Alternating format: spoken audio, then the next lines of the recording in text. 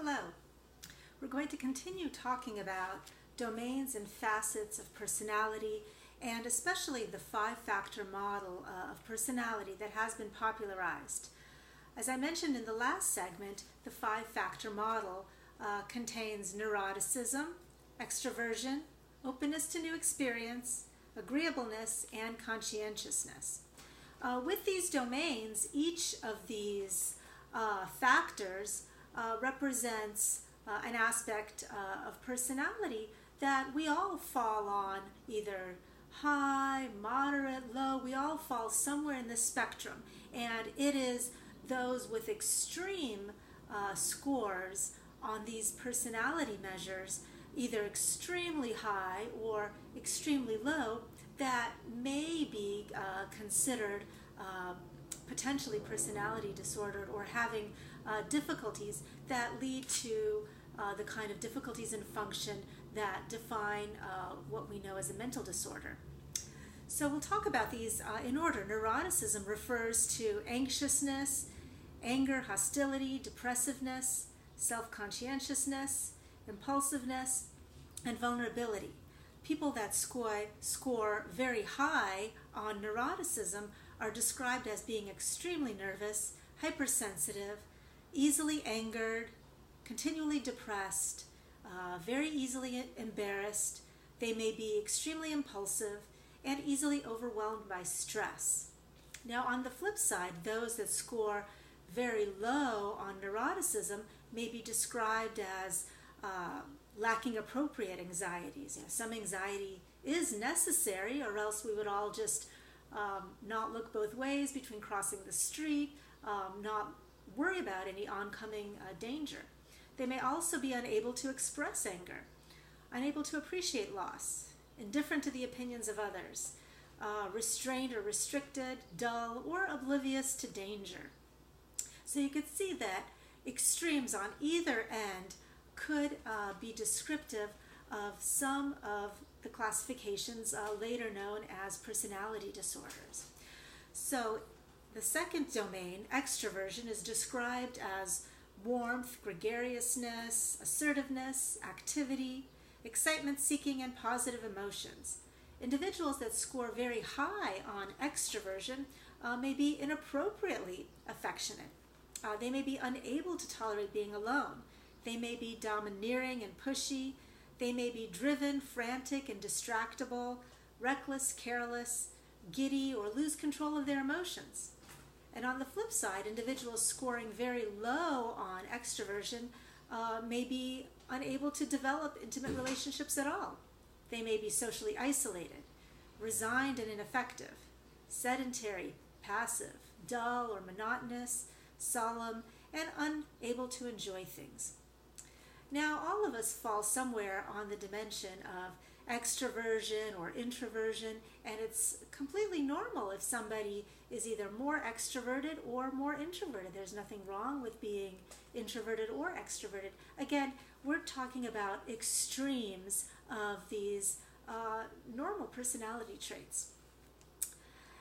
The next one is defined as openness to experience, and that refers to having fantasy, aesthetics, feelings, actions, ideas, and values. Individuals that are really high on this factor of openness to experience are preoccupied with daydreams, obsessed with unusual interests, governed by strong emotionality, unpredictable, preoccupied with strange ideas, and may lack guiding belief systems. And on the flip side, those that score very low on the factor openness to new experiences, their imagination may be lacking or even sterile. They may not appreciate art or culture. They seldom have strong feelings. They may avoid change. They may like to stick to a routine, reject new ideas, and be more dogmatic and closed-minded. So in doing this kind of factor analysis, where researchers and clinical scientists have looked at these five factors and examined the kinds of individuals that score extremely high or extremely low and how they're related to what the DSM refers to as personality disorders or pathology. The next factor is agreeableness. And this represents trust, straightforwardness, altruism, compliance, modesty, and tender-mindedness. Individuals that score extremely high are said to be more gullible. They may display too much self-disclosure. They may often be exploited or victimized, acquiescent, docile, or submissive. They may be meek, self-degenerating. They may be overwhelmed also by others' pain. And on the flip side, those scoring extremely low on agreeableness may be more paranoid and suspicious, dishonest and manipulative. They may have no regard for the rights of others, may be argumentative, defiant, conceited, arrogant, pompous, callous, cold-hearted, and ruthless. And finally, the fifth factor of this five-factor model is conscientiousness, and that represents competence, order, dutifulness, striving for achievement, self-discipline, and deliberation. Individuals that score very high may be overly perfectionistic. They may be preoccupied with rules and order. They may place duty over morality. Sometimes they may be workaholics. They may be single-minded in their pursuit of goals and may ruminate to an excess.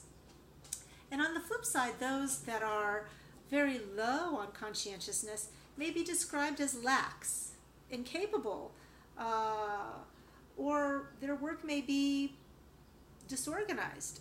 They may be described as sloppy or not dependable, unreliable, aimless. They may not have any clear goals, more hedonistic and self-indulgent, and may also make careless decisions. So many personality disorders may be described in terms of these maladaptive variations on the kinds of traits that I described in the five-factor model. So problems may arise in association with extreme variations in either direction, either very high or very low.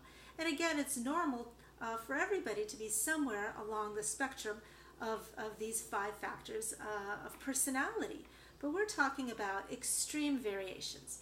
So dramatically elevated levels of anger, hostility, impulsiveness, excitement seeking are particularly important to note, as are extremely low levels of trust, compliance, and tender-mindedness. So although some forms of personality disorders are associated with high levels of anxiousness and vulnerability, people with antisocial personality disorder frequently exhibit unusually low levels of anxiety and concern about danger. So we'll return to these dimensions more specifically in our other videos in the next segment. So the personality disorders that are listed in the DSM are divided into three clusters. We have cluster A, and that includes people who often appear to be odd or eccentric. Paranoid personality disorder is described as individuals that distrust or are suspicious of others. Schizoid describes those that are detached from social relationships and restricted in their range of expression or emotion. So individuals that don't really want or seek social relationships. Schizotypal describes discomfort with close relationships and also cognitive and perceptual distortions and real far-out eccentricities of behavior. It has also been suggested that schizotypal personality could predate full-blown psychotic disorder or even schizophrenia. Cluster B includes individuals who often appear overly dramatic, emotional, or erratic. Antisocial personality disorder describes disregard for and frequent violations of the rights of others. Borderline personality disorder is described as instability of interpersonal relationships, self-image, emotions, and control over impulses. Histrionic personality disorder involves excessive emotionality and attention-seeking. Narcissistic personality disorder involves grandiosity, the need for admiration, and also a lack of empathy. And cluster C includes people who often appear excessively anxious and excessively fearful, not as an anxiety disorder, but this is more of a characterological issue. So cluster C may be a bit complicated because some of the disorders may also fit with an actual anxiety disorder.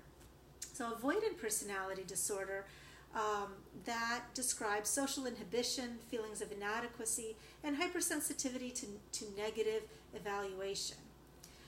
Again, it's very important to differentiate avoidant personality disorder from a social phobia. Dependent personality disorder describes excessive need to be taken care of, leading to submissive and very clingy behavior. And obsessive compulsive personality disorder, OCPD, is different from OCD. Now, OCPD describes a preoccupation with orderliness and perfectionism at the expense of flexibility.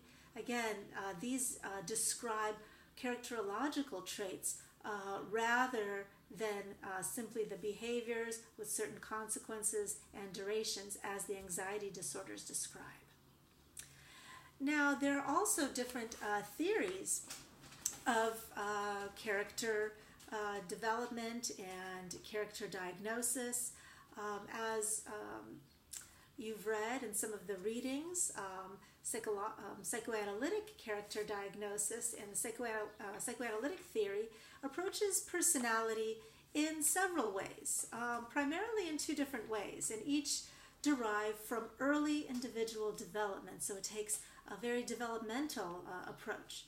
Freud's original drive theory attempts to understand personality on the basis of fixation and asks, where in early maturation phase is this person stuck? Where in the early development? Is this person stuck in the oral phase of development, in the anal phase of development? And the certain personality or characterological diagnoses fit within those stages of development. Later on, with ego psychology, character was conceptualized as expressing particular styles of defenses, meaning what are the person's ways of avoiding anxiety.